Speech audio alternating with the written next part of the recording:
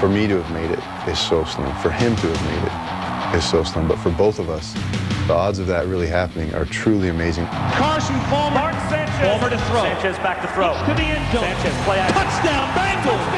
Palmer drilled it. The bomb from Mark Sanchez. The Jets are headed to the playoff. Now we're playing against each other. It's weird. It's weird. This does not happen. This is pretty special. I couldn't think of anybody else I'd want to square off against. As a kid in Southern California, Mark Sanchez believed two things: that football was his future, and that Carson Palmer was very, very cool. You always have, big-time heroes and stuff growing up, and there's always like the Michael Jordans, the Wayne Gretzky's, guys like that. But then like your local town hero, that was Carson by a long shot. Nobody else was even close.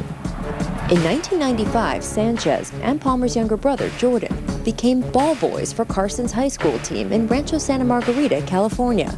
Sanchez was 9 years old and very eager. He knew how excited I was to be there all the time, so he would mess with me. Carson was just one of those guys where he'd love to prank other guys and mess around a little bit. We were on one side of the field, and we had him sprint down the other side of the field to check the grass to see if it smelled the same as this side of the field. Run down there, keep going, no, further, further, further. All right, so anyways, then you start talking to somebody else.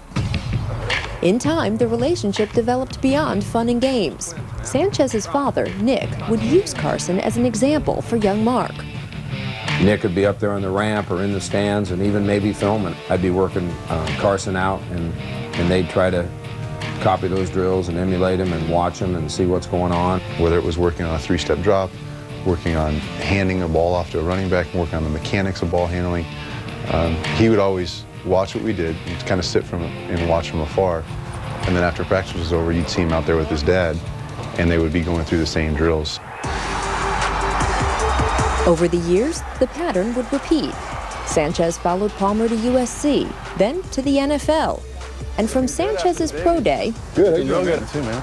to the regular season finale, Palmer has been there for support and advice. I talked to him about the combine before that happened, about new teams, quarterback battles with the guy who's been there before, because he went through a battle with Kitna. What's the best piece of just practical advice that you've given him this year?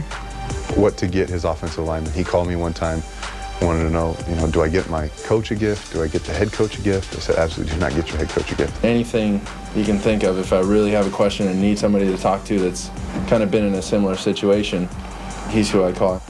One day, he's the ball boy next door. The next, the man on the other side of the field. He's one of my peers now.